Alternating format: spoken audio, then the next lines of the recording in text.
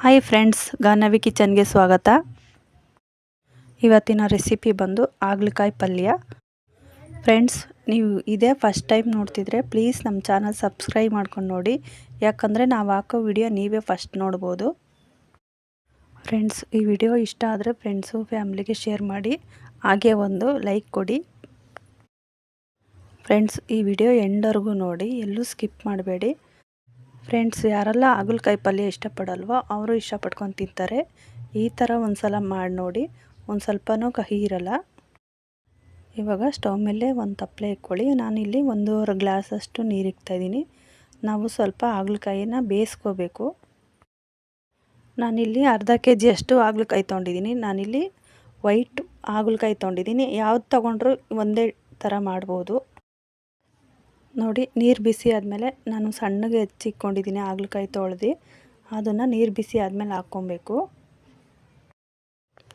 Full ಹಾಗಲಕಾಯಿ ಹಾಕಾದ್ಮೇಲೆ ಒಂದು ಸ್ವಲ್ಪ ಉಪ್ಪು ಅರಿಶಿನ ಹಾಕ್ಕೊಂಡು ಚೆನ್ನಾಗಿ ಬೇಯಿಸ್ಕೋಬೇಕು. ತಟ್ಟೆ ಮುಚ್ಚಬಾರ್ದು, ಹಾಗೆ ಬೇಯಿಸ್ಕೊಳ್ಳೋದ್ರಿಂದ ಕಹಿ ಇರಲ್ಲ, ಕಹಿ ಎಲ್ಲ ಹೋಗುತ್ತೆ.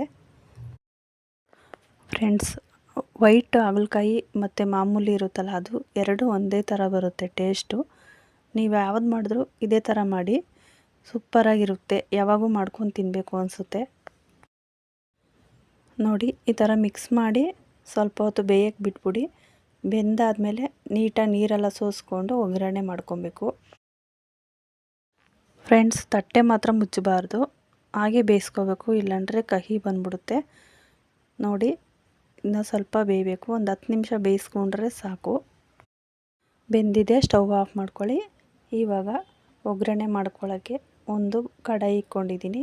ಸ್ವಲ್ಪ ಎಣ್ಣೆ ಹಾಕ್ಕೊತಾ ಇದ್ದೀನಿ. ಎಣ್ಣೆ ಬಿಸಿ ಆದಮೇಲೆ ಒಂದು ಸ್ವಲ್ಪ ಸಾಸಿವೆ ಹಾಕ್ಕೊಳ್ಳಿ. ಸಾಸಿವೆ ಚಟಪಟ ಅಂತ ಸಿಡ್ದಾದ್ಮೇಲೆ ಈರುಳ್ಳಿ, ಕರ್ಬೇವಿನ ಸೊಪ್ಪು ಹಾಕ್ಕೊಳ್ಳಿ.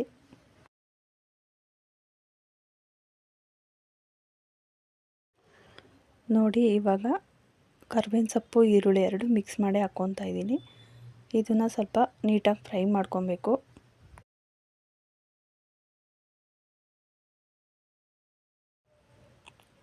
ಇವಾಗ ಸ್ವಲ್ಪ ಉಪ್ಪು ಹಾಕ್ಕೊಳ್ಳಿ, ಈರುಳ್ಳಿ ಬೇಯೋದಕ್ಕೋಸ್ಕರ.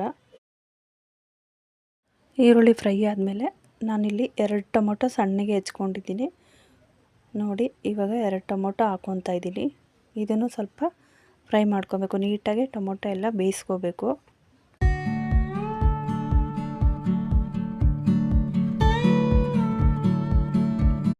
ಟೊಮೊಟೊ ಇಷ್ಟು ಬೆಂದಾದಮೇಲೆ ನಾನಿಲ್ಲಿ ಅಚ್ಚ ಖಾರದ ಪುಡಿ ಹಾಕ್ಕೊತಾ ಇದ್ದೀನಿ. ಒಂದು ಸ್ಪೂನ್ ಹಾಕಿ ಒಂದು ಸ್ವಲ್ಪ ಹಾಕ್ಕೊತಾ ಇದ್ದೀನಿ. ಸಾಕು, ಇಷ್ಟ ಹಾಕ್ಕೊಂಡ್ರೆ ಇದನ್ನು ಸ್ವಲ್ಪ ಫ್ರೈ ಮಾಡ್ಕೊಬೇಕು.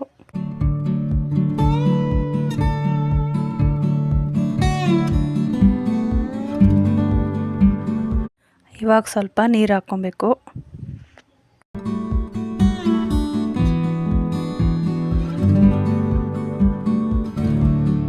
ನೀರು ಹಾಕಿದ್ಮೇಲೆ ಸ್ವಲ್ಪ ಕುದಿಯಕ್ಕೆ ಬಿಡಿ. ಚೆನ್ನಾಗಿ ಕುದ್ದಾದ್ಮೇಲೆ ನಾವು ಹಾಗಲಕಾಯಿ ಬೇಯಿಸ್ಕೊಂಡಿರ್ತೀವಲ್ಲ, ಅದನ್ನು ನೀರನ್ನ ಚೆನ್ನಾಗಿ ಸೋಸ್ಕೊಂಡಿರಬೇಕು. ಇವಾಗ ನಾನು ಇಲ್ಲಿ ಹಾಗಲಕಾಯಿ ಮಾತ್ರ ಹಾಕ್ತಾಯಿದ್ದೀನಿ. ಹಾಗಲಕಾಯಿನೂ ಸ್ವಲ್ಪ ಚೆನ್ನಾಗಿ ಮಿಕ್ಸ್ ಮಾಡ್ಕೊಳ್ಳಿ. ನಾವಿಲ್ಲಿ ಇವಾಗೇನು ಹಾಗಲಕಾಯಿ ಬೇಯಿಸ್ಕೊಳ್ಳೋಂಗಿಲ್ಲ, ನಾವು ಫಸ್ಟೇ ಬೇಯಿಸಿರ್ತೀವಲ್ಲ, ಚೆನ್ನಾಗಿ ಬೆಂದಿರುತ್ತೆ. ಒಂದು 5 ನಿಮಿಷ 10 ನಿಮಿಷ ಫ್ರೈ ಮಾಡಿಕೊಂಡ್ರೆ ಸಾಕು ಈರುಳ್ಳಿ ಟೊಮೊಟೊ ಜೊತೆ. ಇವಾಗ ನಾನು ಒಂದು 2 ಸ್ಪೂನಷ್ಟು ಬೆಲ್ಲ ಹಾಕ್ಕೊತಾ ಇದ್ದೀನಿ. ಟೇಸ್ಟು ಚೆನ್ನಾಗಿರುತ್ತೆ. ಬೆಲ್ಲ ಮಾತ್ರ ಸ್ಕಿಪ್ ಮಾಡಬೇಡಿ ಫ್ರೆಂಡ್ಸ್. ಬೆಲ್ಲ ಒಂದು 2 ಸ್ಪೂನಷ್ಟು ಹಾಕ್ಕೊಳ್ಳಿ. ಬೆಲ್ಲ ಹಾಕ್ಕೊಂಡು ಸ್ವಲ್ಪ ಚೆನ್ನಾಗಿ ಮಿಕ್ಸ್ ಆಗೋವರೆಗೂ ಮಿಕ್ಸ್ ಮಾಡ್ಕೊಳ್ಳಿ.